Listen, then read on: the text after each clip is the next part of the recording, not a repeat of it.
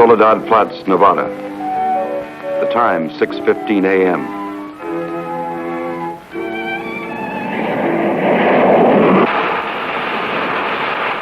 The climax of arduous planning. Operation A-bomb test underway. Detonation minus 2 minutes. Military personnel, from buck private to top-ranking brass. Men from research and news services move into position. The bomb-carrying plane makes its initial run. Radar with eyes that never sleep. Special equipment go into operation. All orders are carried out with split-second precision. Warning is given to all commercial aircraft to stay out of the test area. Detonation minus 70 seconds. Planes take to the air, carrying sensitive instruments and nuclear scientists, ready to record the radioactivity from the closest possible vantage point. Detonation minus 40 seconds. The bomb-carrying plane nears the target. Tension mounts as all members of the flight crew anticipate the task to pinpoint the bomb on a tiny circle of Earth below. Now the plane wings its way toward ground zero. Warning signal is sounded. All observers prepare for the blinding flash of the bomb. Detonation minus 20 seconds. Command of the plane is given to the bombardier. Ground zero dead ahead. The key man now goes into action. Bomb bay doors open. Detonation minus 10 seconds. 9, 8, 7, 6, 5, 4, 3, 2, 1, 0.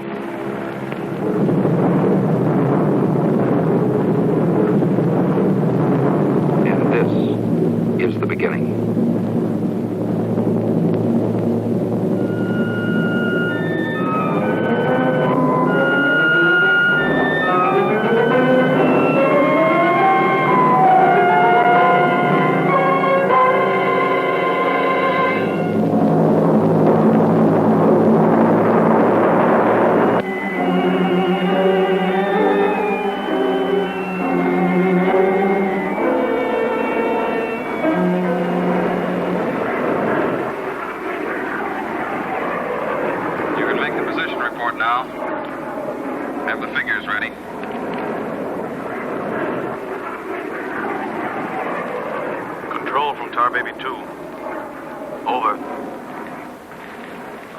Baby 2. We're circling ground zero at radius of 7.5 miles. Altitude 15,000 feet. Airspeed 450. Stand by. Roger and over. She's all yours. This is Dr. Martin. Here are the readings. 0.378 negative. Second indicator. 1.08 negative. Radiation 0.4. Over. Roger, proceed according to plan. Wilco and out.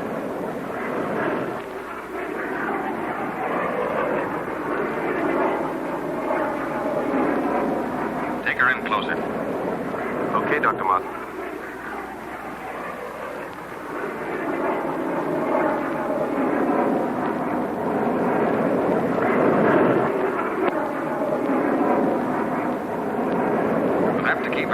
Miles from the center of the column. Radiation was too strong.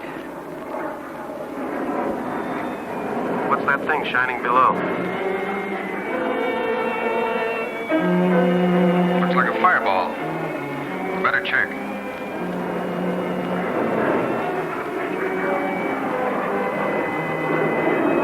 Dr. Martin. Dr. Martin, we're in trouble. Pull out. What out? I can't.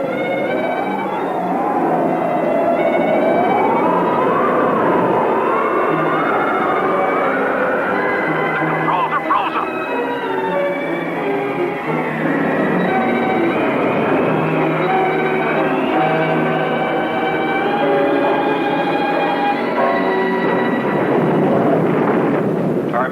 from base. Come in, Tar Baby 2.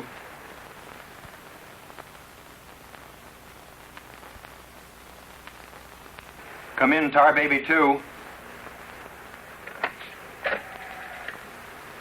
We've lost contact, sir. Baker 2, sir. Yes, sir. All patrol craft in test area. This is a Mayday. Repeat, this is a Mayday. Proceed to segment Baker 17. Search for Tar Baby 2.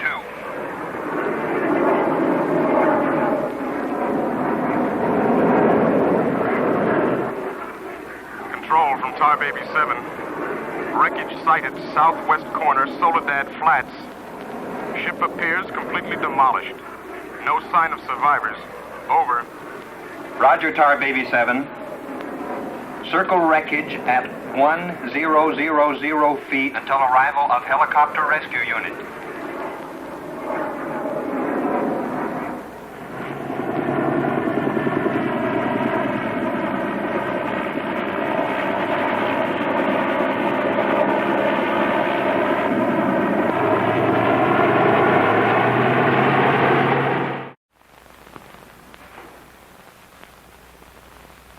Dr. Kruger, Colonel Banks speaking. Would you mind coming into my office right away, please?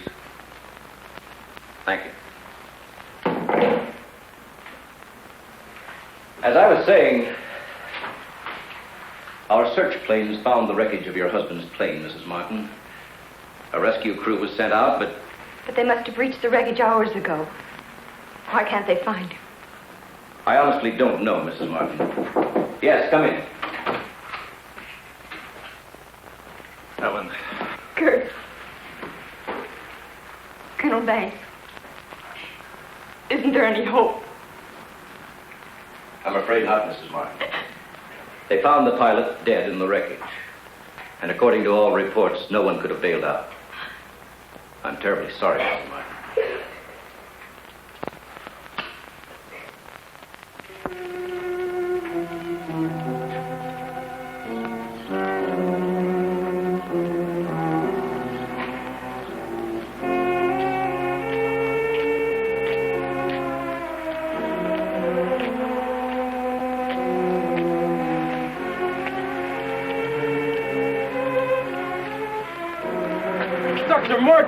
Dr. Martin, are you all right?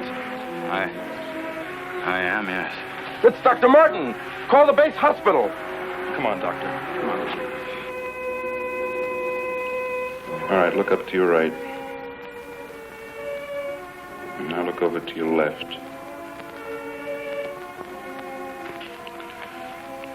All right, you get up now.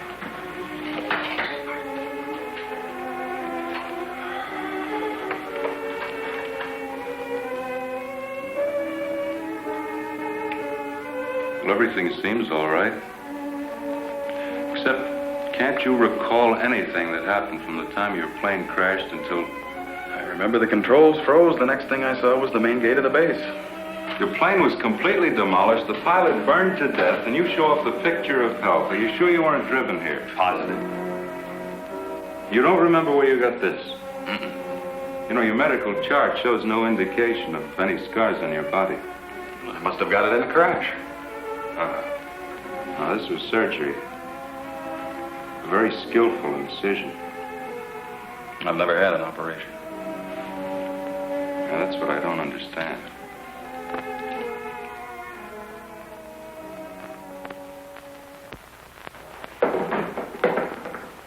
Mr. Briggs.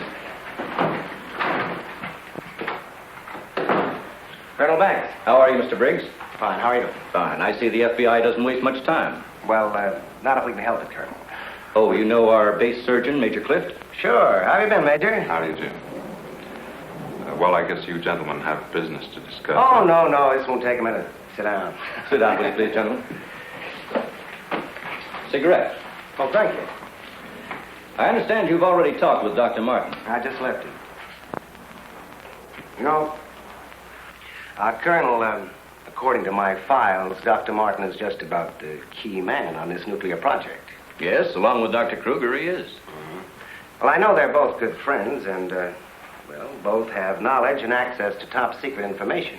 Well, that's very true, but that's no reason to suspect that Oh, we can suspect anything, Colonel. Until Dr. Martin accounts for every minute from the time of the crash. The shock must have caused a mental block. His mind doesn't want to remember the details. The origin of the scar on his chest, how he got back to the base under his own power. Did you ever stop to think that perhaps this Dr. Martin isn't really the Dr. Martin? What are you getting at? What I mean is that this man could be an imposter.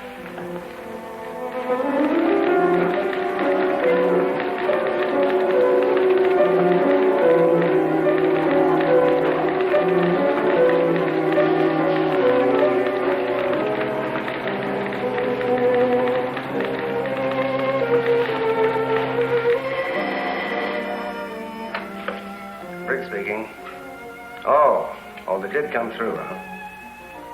They do check. That's what I've been waiting for, thanks.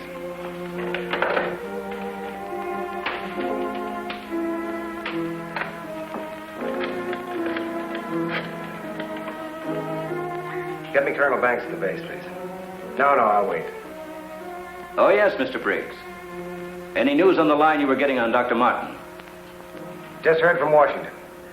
Well, I was wrong. This is our man, all right. His prints and description check right down the line. Now, here's what I suggest you do. But you say he's in excellent physical condition, yet you're keeping him in the base hospital. Why? Mrs. Martin, you must realize that your husband is engaged in a highly secret work. If this experience had, well, affected his mind... Are you trying to tell me that Doug is... No. It's nothing serious, Mrs. Martin. His reflexes are excellent. Except for that one lapse of memory, his mind is perfectly clear. Isn't that natural under the circumstances? Yes. Except for the question of the scar on his chest. I know he didn't have it before the crash. Well, I'm sure he didn't, Mrs. Martin. But you see, it would be impossible for a wound of this size to have healed so quickly and without medical attention. Well, you can't keep him here indefinitely. Well, we don't intend to. We've asked you to come down here because we've decided to let you take him home, provided you can keep him quiet and he gets enough rest. I understand. Now we'll just have to take that vacation he's been wanting for so long. Vacation? To watch him, you'd think you'd never heard of one. Yes, he must have asked me 100 times when the next test was scheduled. He's anxious to take his own readings again. Well, he did have a key part in the planning of these projects. Well, is there anything he should or shouldn't be allowed to do? No. Except he does need diversion. Anything that won't upset or excite him. I see. Movies, bridge, drives, things like that. Well, you're the doctor now. Just see that he gets plenty of rest. Thank you. Goodbye, Colonel. Goodbye. See you later, Major.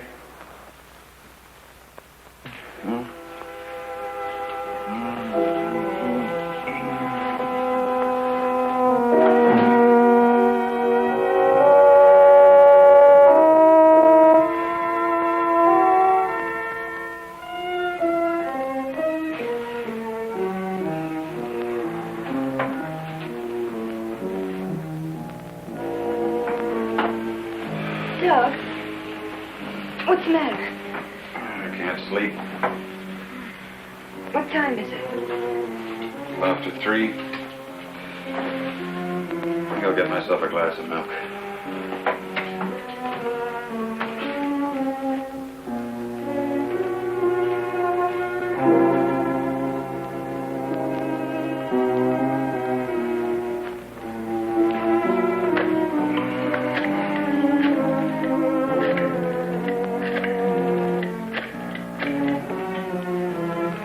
Give me squadron operations.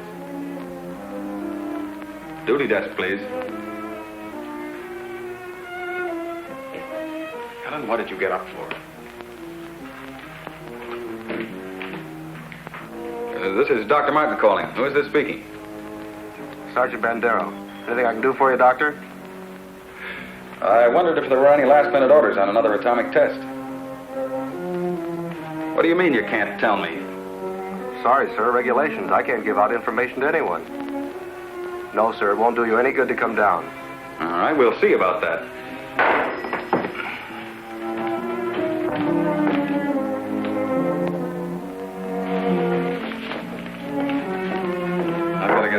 right away.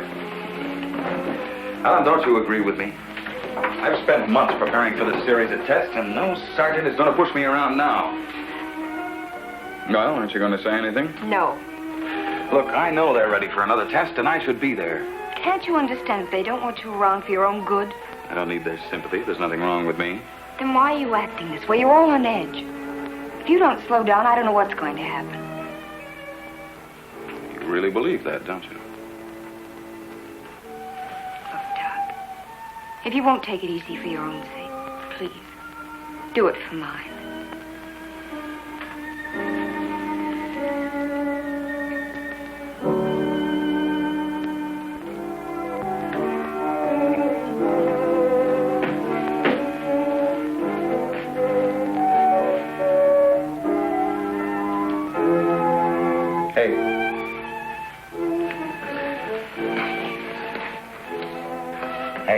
Time to get up. Go away. All right, stay in bed all day. It's almost 11 o'clock. What'd you say? Said it was almost 11 o'clock. It is? Mm-hmm. Oh. You go put the coffee on while I get dressed.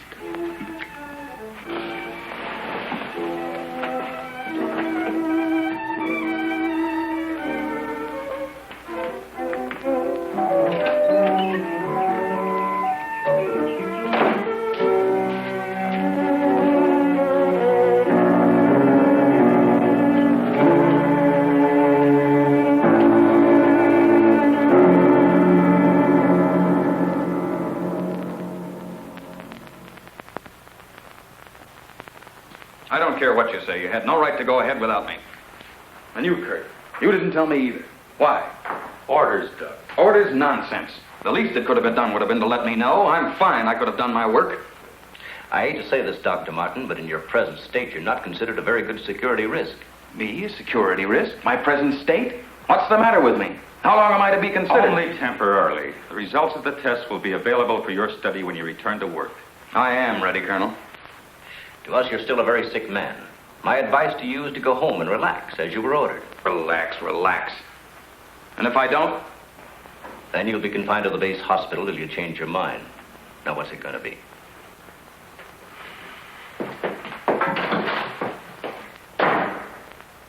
Well, Doctor? Oh, Dr. Martin. I didn't expect you back so soon. Haven't you heard? I'm a mental case. Can't even be trusted with my own work. Liable to go berserk at any minute. Colonel Banks will fill you in on the details. Don't tell me. Let me see. You're, I know. You're Miss Vincent, the secretary I share with, Oh, Doctor, you can't be serious. There was no one in your office, so I thought you wouldn't mind. Oh, that's all right. It's all right. As far as I'm concerned, you can take the rest of the day off. Are you sure? Mm-hmm. No, I don't really belong here. I just came in to pick up a few personal things from my desk. Goodbye, Doctor. Goodbye.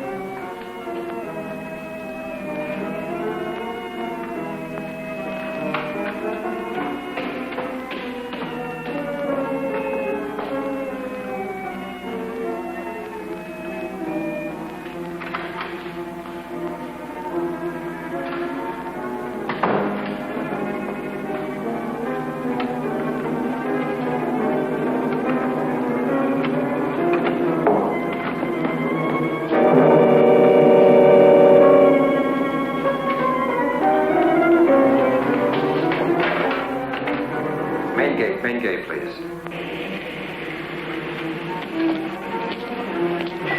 Just a minute, Doctor. Main gate, Sergeant Powers. Dr. Kruger? Dr. Kruger. No, he checked out. Yeah, about 20 minutes ago. Okay. Sorry to keep you waiting, Doctor. That's all right. Okay, Doctor. Will you sign out, please? We'll post a couple of men outside of Dr. Kruger's office. Give me Colonel Banks at the Officers Club. Thank you, Doctor. Good night.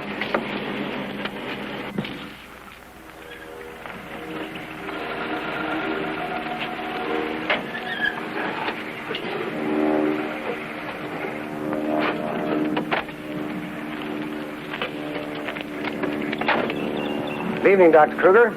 Yes? My name's Briggs. I'm from the FBI. Briggs.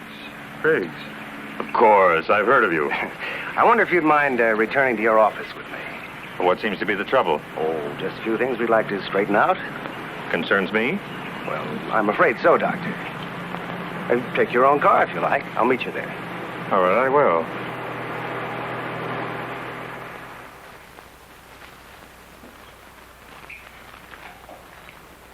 The papers seem to be intact. Is this all classified information, Doctor? Of course. You know, according to security regulations, that vault should have been locked before you left. But I'm certain I did lock it. All right, then tell me this. Who besides yourself has access to the combination? Well, the colonel here and Dr. Martin. Dr. Martin. He was in the building this afternoon. That's right. We saw him in my office. He left around 4 o'clock on orders. He dismissed the secretary a few minutes later, but he didn't sign out of here till 20 minutes after you left. After I did? Well, there must be some mistake. I personally checked his office just as I was leaving, and he wasn't there. You always do that, Doctor? No, but Dr. Martin has been acting, well, quite strange of late. Yes, he certainly has. His wife telephoned to say that he hadn't come home as usual. I was very much concerned about it. So am I. He still hasn't shown up yet.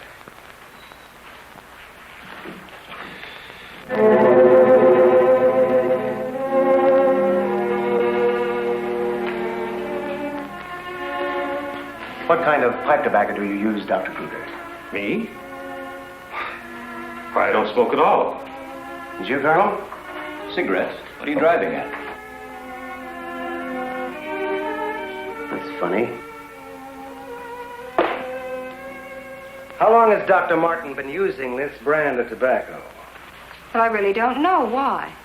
Now, Mrs. Martin, you say you have no idea where he could be at this hour. Well, I know he's never been this late before without telephoning. Well, I hate to ask this, but have you ever had any suspicion that there might be another woman?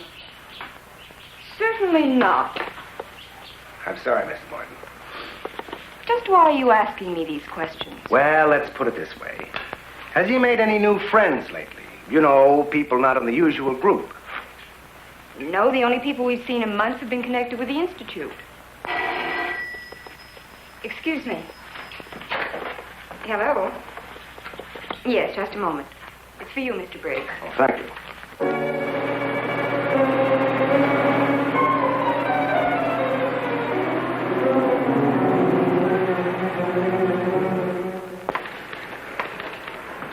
All units in Sector 7, Code 4.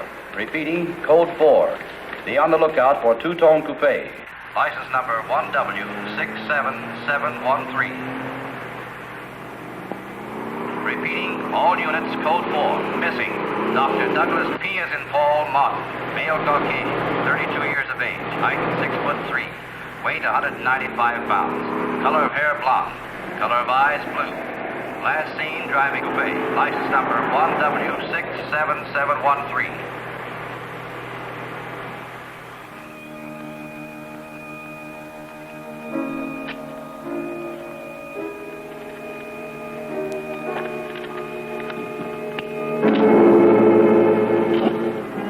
Dr. Martin. What are you doing with this? Any special reason for placing it under this rock?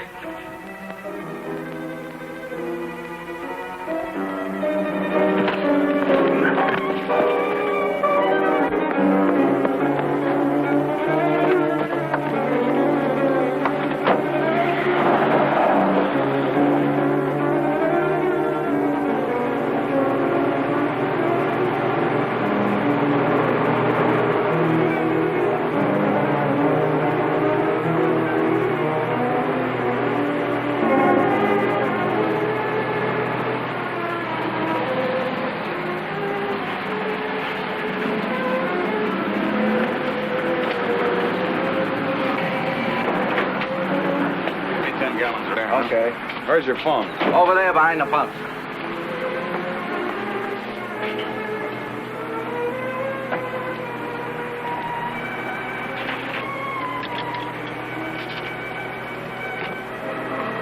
Operator, give me Crestview 95359. All units in Sector 7, Code 4. Repeating, Code 4. Be on lookout for two-tone coupe. License number 1W67713. Operator, you sure you're dialing the right number? We'll try it again, will you? It's my home. There ought to be someone there now. At junction of Highway 66 and Beach. Ambulance en route. Car 17, Code 7, 4th and Roberts. Suspect may be armed. Repeating, Code 2 to all units. Dr. Douglas P. as in Paul Martin, male Caucasian, 32 years of age, height 6'3", weight 195 pounds, color of hair blonde, color of eyes blue. Missing, Dr. Douglas P. as in Paul Martin, male Caucasian. Repeating, Code 2 to all units. Hey, mister!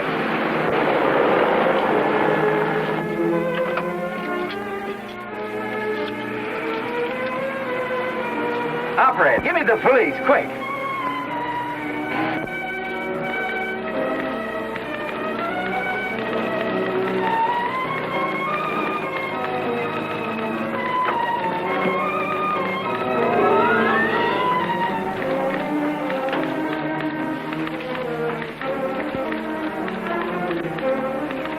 Calling car 6. Calling car 6, Code 11. Come in, Briggs. Calling car 6. Calling car 6, Code 11. Code 11, Central calling. Come in, Briggs. Hello, Central. Hello, Central. This is Briggs. This is Briggs. Come in. Subject, Dr. Douglas Martin, last seen en route 61, heading toward North Junction. Stopped at gas station, corner of Ridgewood and Mills Road. Acknowledge. Roger. Briggs out.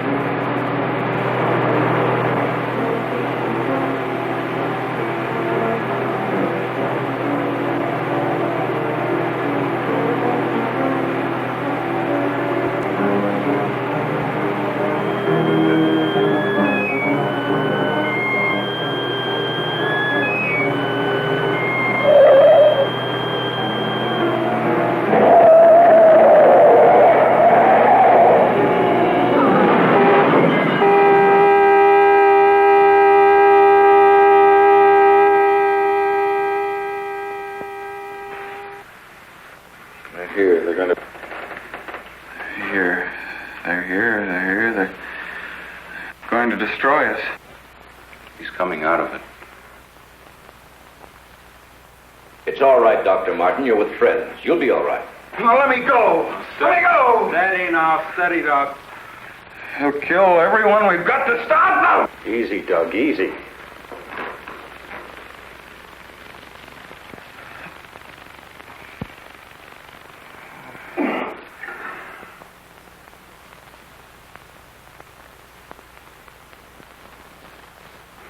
What did you give him? Sodium amytal.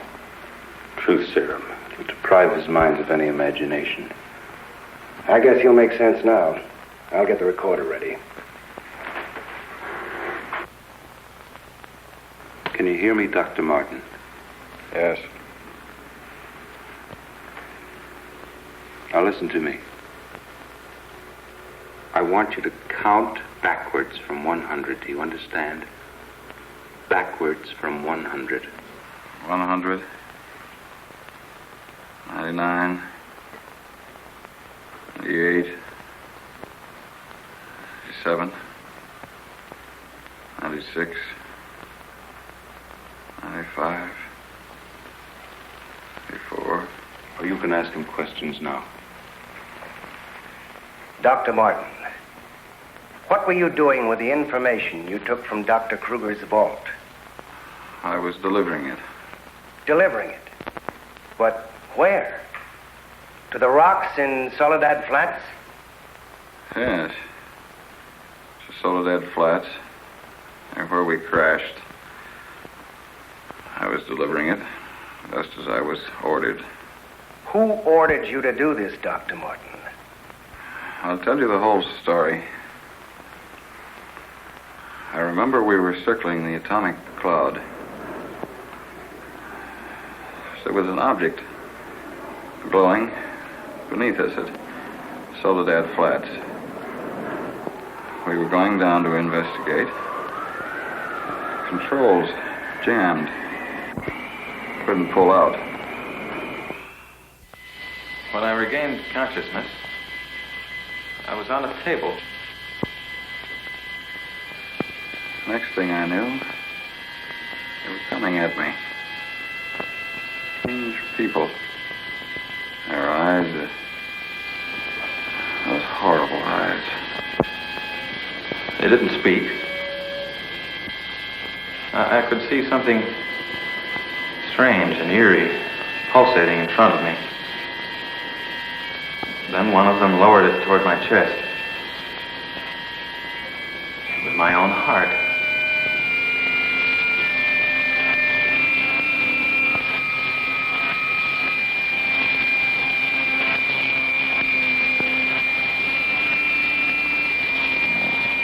What happened? What is this place? Who are you? What are you doing to me? Can't you speak? Who are you?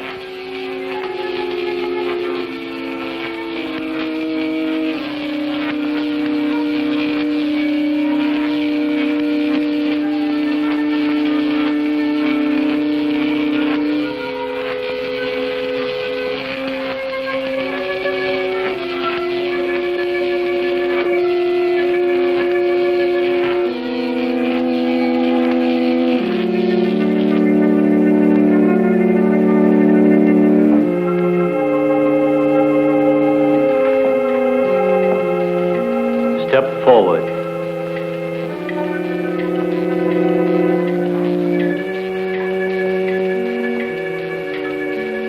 Dr. Martin, I see you are quite well. You have recovered from your unfortunate accident. Who are you? A scientist, like yourself. Where do you come from? From a planet, yet unknown to you. You know my name. You speak English. We speak every language. Can't expect me to believe that. I'm getting out of here. Stay where you are.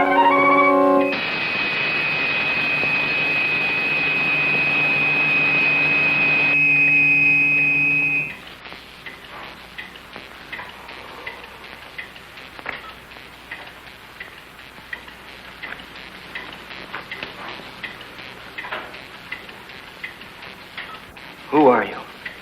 I have already told you that. How did you get here?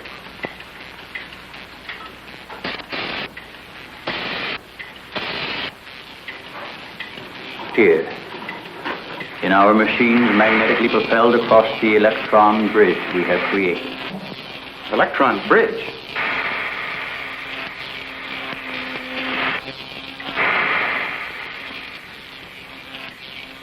You mean you come and go, just like that? Without anyone ever seeing you? Our ships have been sighted on numerous occasions by your people. Then why haven't we been able to track one down? We have a warning system similar to your primitive radar. Our machines are set to change course at the mere approach of a pursuing object. Let's say I do believe you. Where are we right now? In a cavern within the upper crust of the Earth. How long have you been here? Since the beginning of your experiments in nuclear fission. What have you got to do with that? We are accumulating the energy released with each of your atomic explosions. One moment.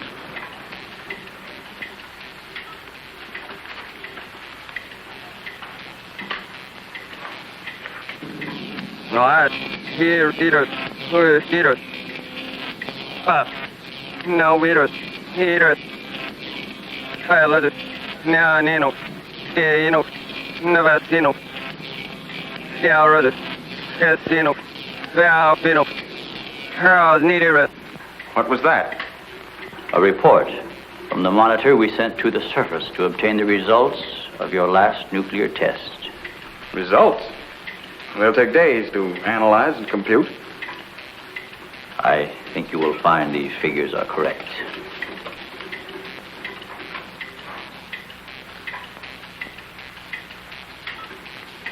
I can't believe it.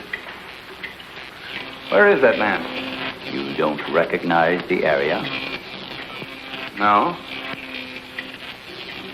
He is in the vicinity where you crashed.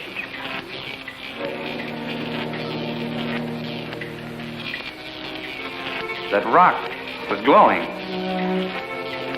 A normal reaction in view of the amount of radiation absorbed. You have a remarkable memory, Doctor, considering the fact that you did not survive the crash. What do you mean? The mechanism of your heart had ceased to function. It was necessary for us to revive it. You were dead. I was dead? So that's what they were doing.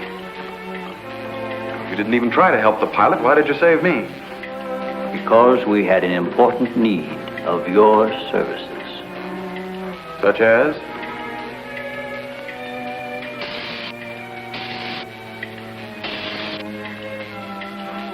Look this way, Doctor. You will understand.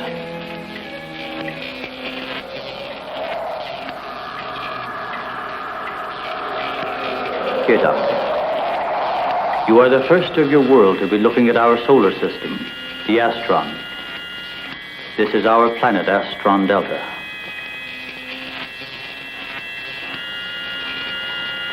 It occupies the fourth position in relation to this, our sun. Yes, go on. During the 23rd time rotation, our sun began to die. So, during the succeeding generations, as our planet began to cool, vegetation began to disappear. Our eyes developed to this state to combat the ever-growing darkness.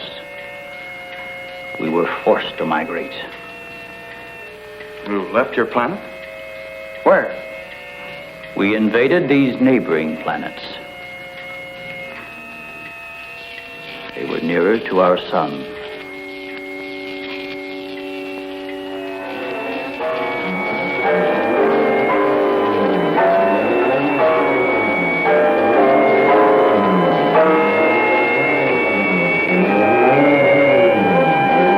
You just moved in and took over?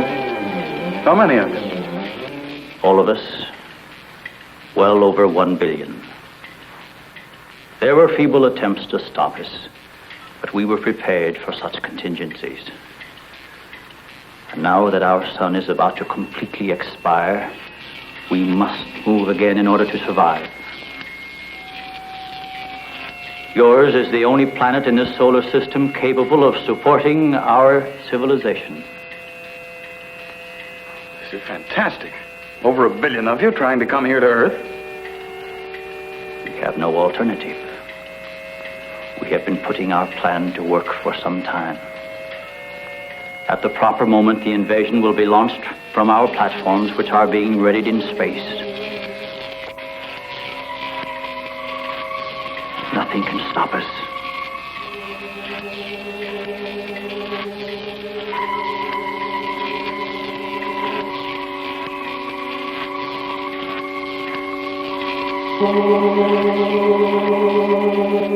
Insane.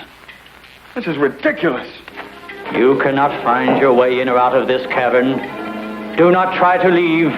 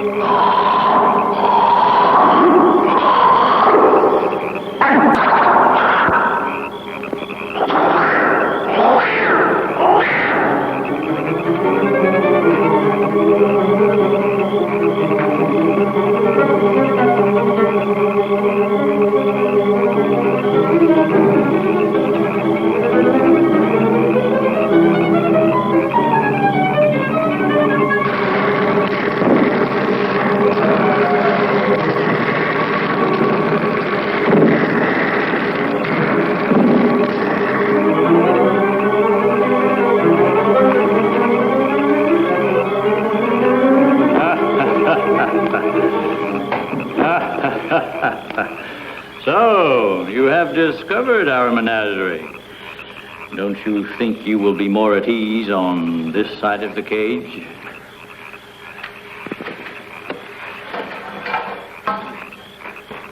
It's horrible. What are you doing here? We are breeding our, shall I say, armies. Those carnivorous insects and animals? What have you done to them? Their growth is due to a change in their genes. With your next nuclear test, these animals will multiply at a rate beyond imagination. When the time comes, we will unleash them. They will spread to every continent and devour every living thing on the surface of the earth. What good will that do you? How could you expect to survive better than we? We have provided for that.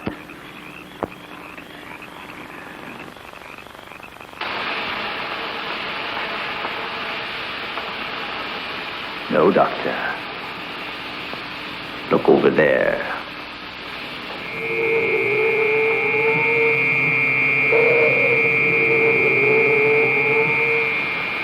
We will use their bodies to fertilize the soil. Vegetation will rise up in abundance. A new era of civilization will begin. Gamma rays? You see, Doctor, we have arranged for everything.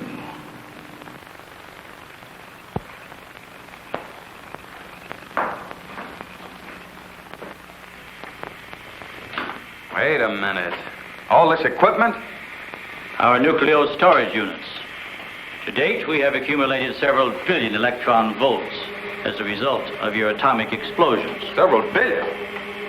A chain reaction at this point could release enough unstable isotopes to create a new and powerful element.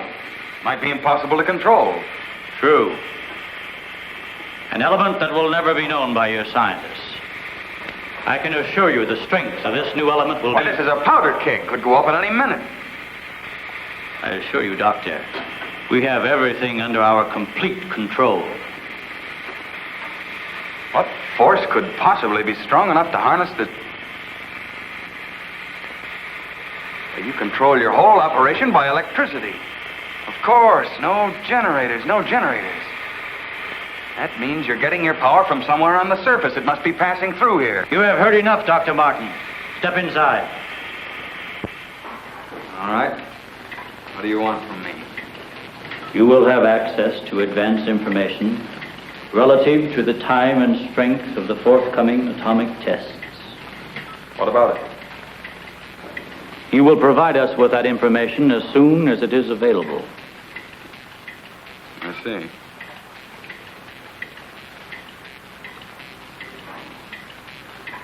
You're afraid of an overload.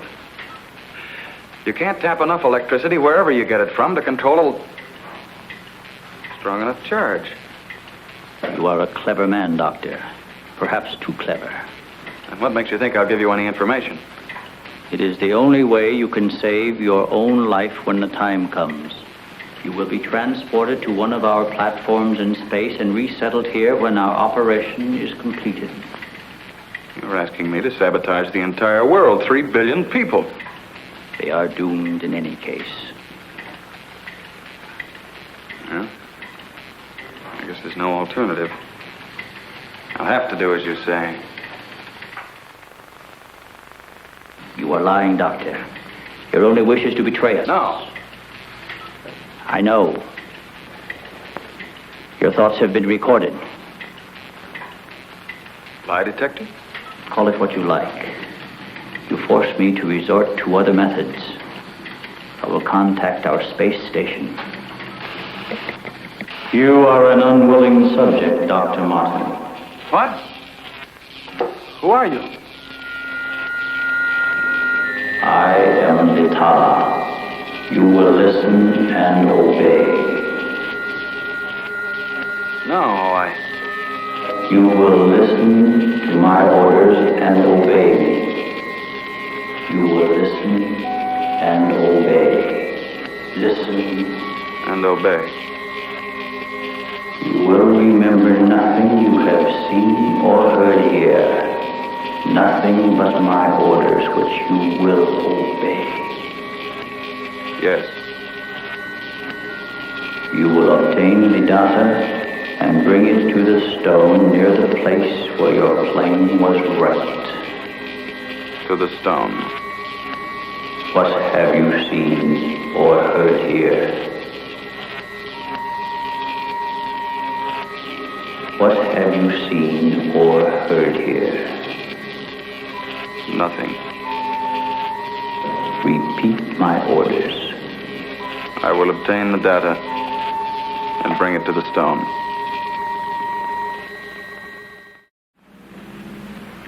Well, that's what I did. I took the information to where they told me. I didn't realize I was being mesmerized.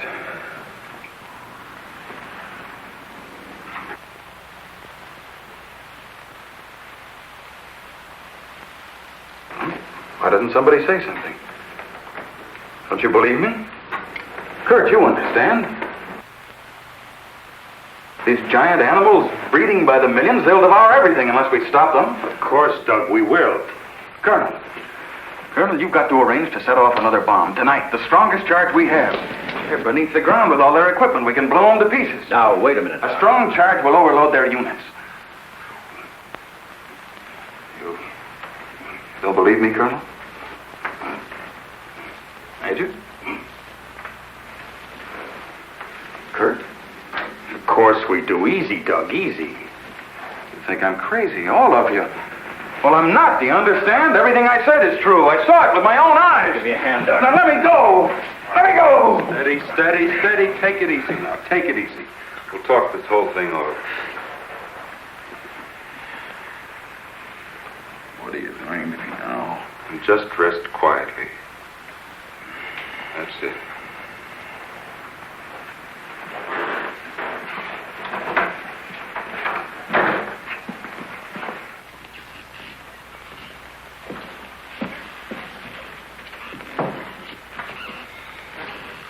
Mrs. Martin should be along any minute now. She went for their car.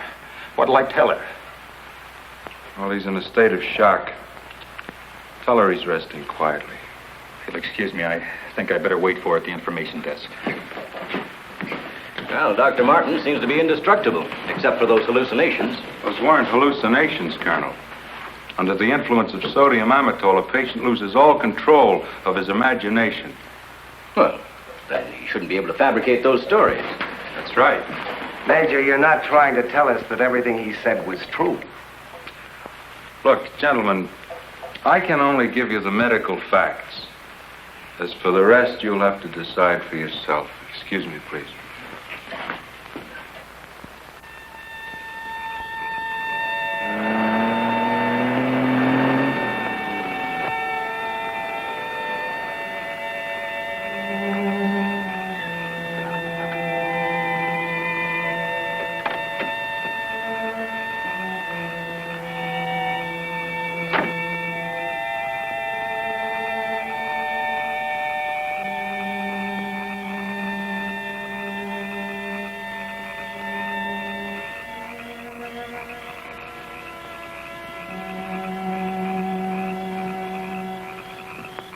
Good evening, Dr. Kruger. Chilly, isn't it? Oh, Mr. Briggs, you startled me. I didn't expect to see anyone here. Well, neither did I, Doctor. Well, I suppose you want me to explain why I'm here. Mm-hmm. I want to believe Doug. We've worked together a long time. Anyway, I just had to come out here and check for myself. Check what, Doctor? For an entrance or an exit to the caverns he described. I'm afraid you're wasting your time. Have a cigarette, Doctor? No, thank you. See, we've already covered the entire area. We couldn't find a thing. Then, what about that scar? I'd like to see you disprove that. Oh, Mrs. Martin. Oh. How is he, Doctor? Oh, he's resting fine. I think he'll be all right. How's the car?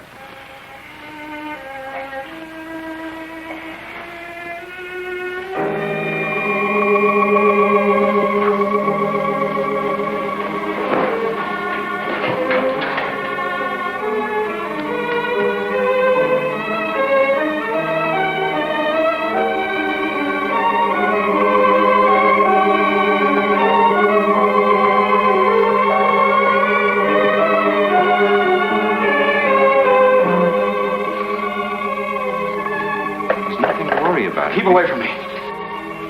Keep away, I said. Doc! Let me go. They're after me. Nobody's after you, Dr. Martin. Keep away. Doc, he's trying to help you. I don't need the help.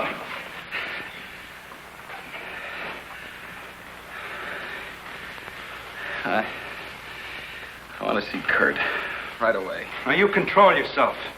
And I'll call him just as soon as you get back to your room.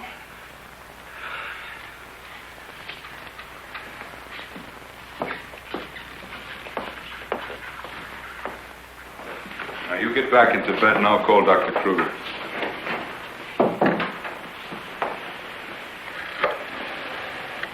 I've got to figure something out before he gets here. Need a pencil, some paper, and a slide rule. I'll see that you get it. Oh, can I have Dr. Kruger, please?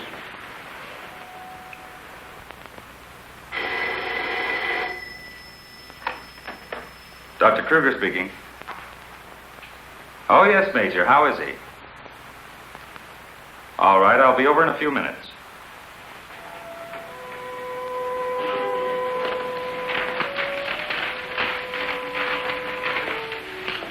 Doug. Doug.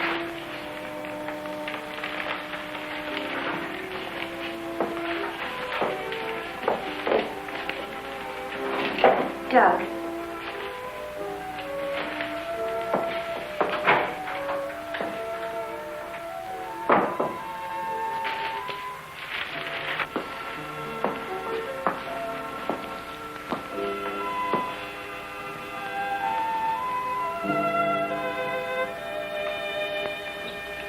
Kurt.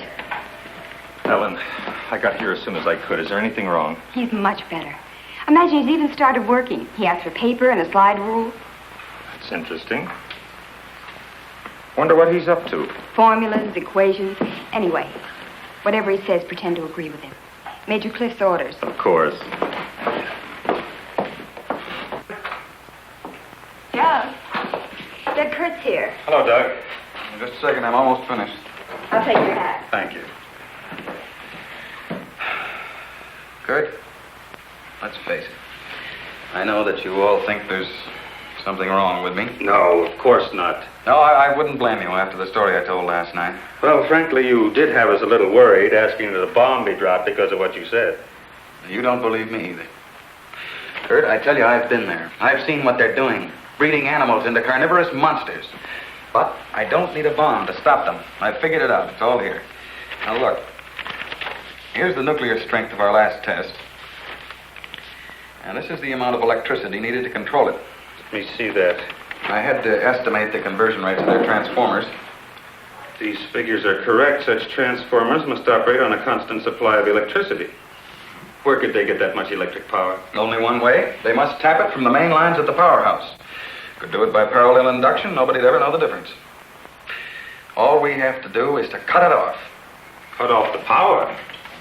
We can't do that. It would cause untold damage for miles around. Such a power stoppage must be planned in advance. 8 to 10 seconds, that's all I need. That gap in supply will short out their resistors and the whole thing will go up. But you won't go along with that. No, not you. Doug, get back in bed. Car keys there. Now look, you're carrying this out of my way. Doug!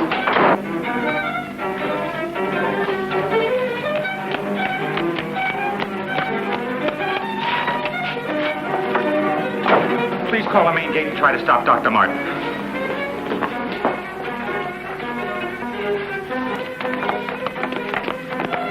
Doug took the car. Hurry. Dr. Martin! Stop! Stop! He did what? How long ago? Right, we'll leave immediately. What's wrong, Colonel? Dr. Martin, he's on his way to the powerhouse, wants to cut off the power supply. Well, let's go.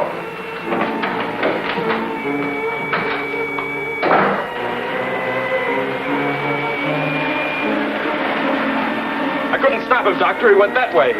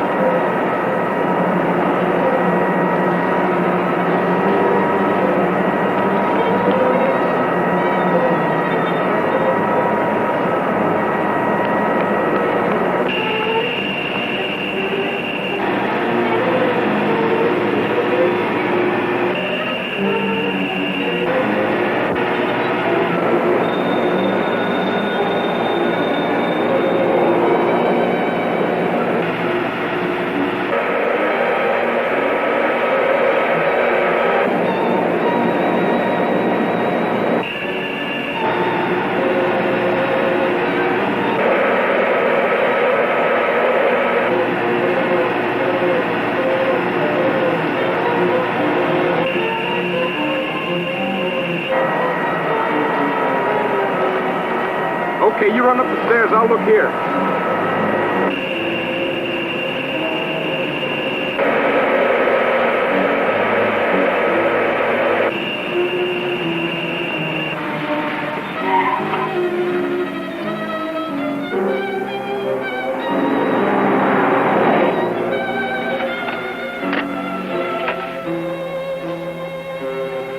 There's his car. Come on, hurry.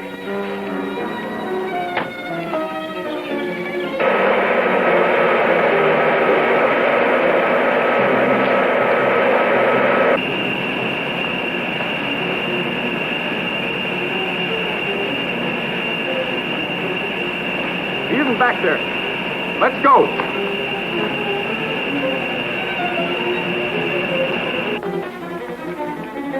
Where's the driver of this car? He went into the building.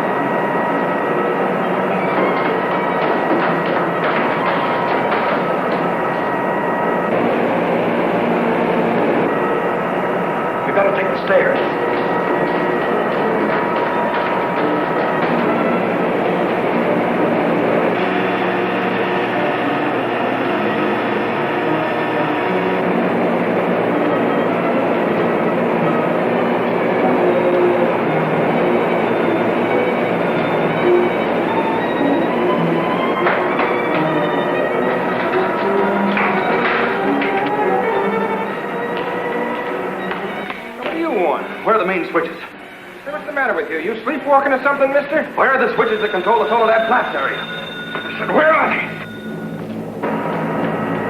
This way. Oh. Control room. Yeah. Uh-huh.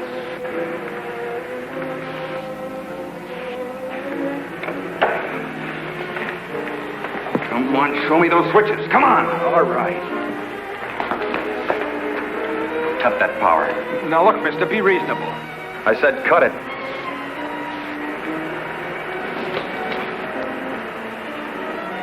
Now the next one.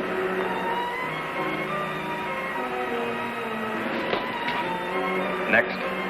Go on. That'll turn the power off for 100 miles. Do as I say. Here it is.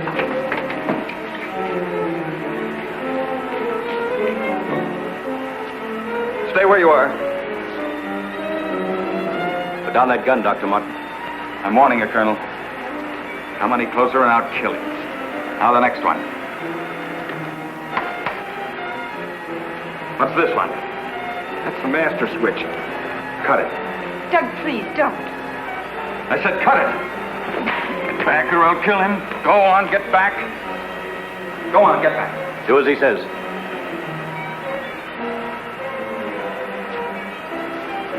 Give me 10 seconds after I cut the power. If I'm insane, nothing will happen and you can do what you want with me. But if I'm right...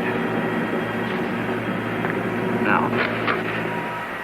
1, 2, 3, 4, 5, 6, 7, 8. Over here.